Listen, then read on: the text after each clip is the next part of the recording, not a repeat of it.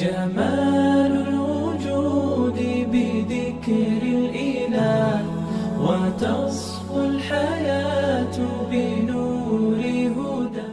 हमारे इस महफिल के आखिरी कारी हमारे मेहमान मोहतरम जनाब शेख ऐमन अहमद हसन हफिज़हुल्लाह जो मिस्र से तशरीफ़ लाए हैं, वो आपके सामने कुरान हकीम की तिलावत फरमाएंगे।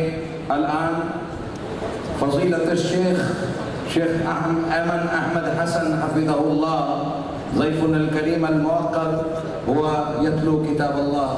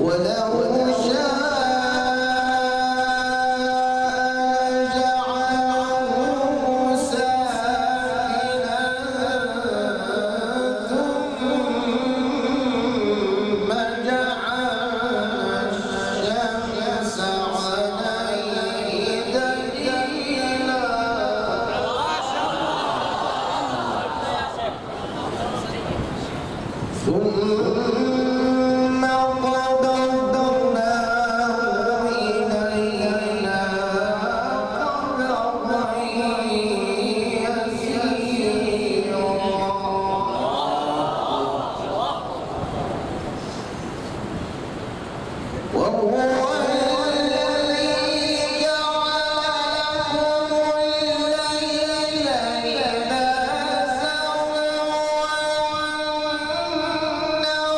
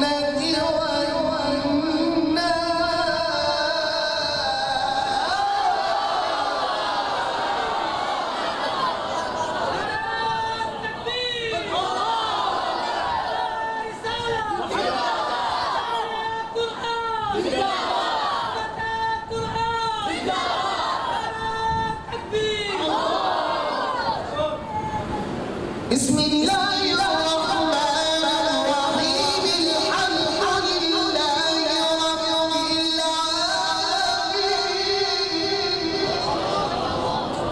الرحمن الرحيم مالك يوم الدين إياك نعبد وإياك نستعين اهدنا الصراط المستقيم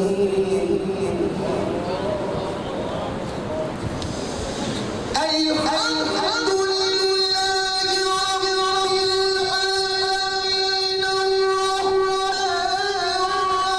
الرحيم مالك يوم الدين إياك نعبد وإياك نستعين اهدنا الصراط المستقيم صراط الذين أنعمت عليهم غير المغضوب عليهم ولا الضالين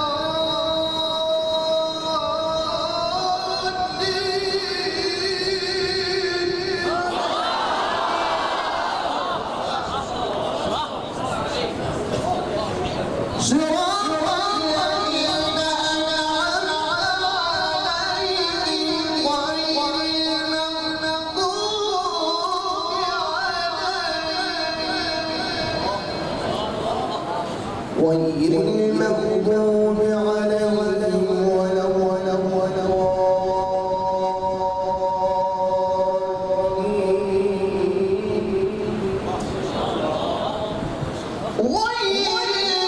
أنعمت عليهم غير المغضوب عليهم ولا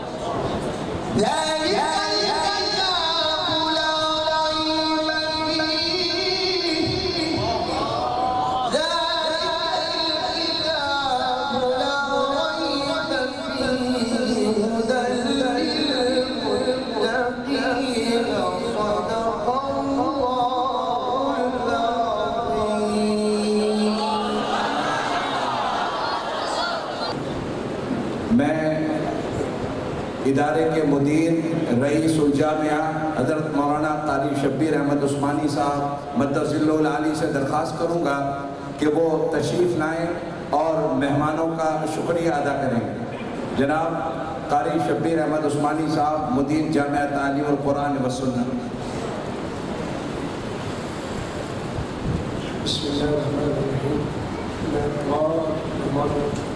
मेहमान हैं सबका शुक्रिया अदा करता हूँ, तमाम मेहमानों का शुक्रिया अदा करता हूँ और अब मैं दुआ करें अपने साथ मोहतरम और शाह साहब से दरख्वास्त करूँगा।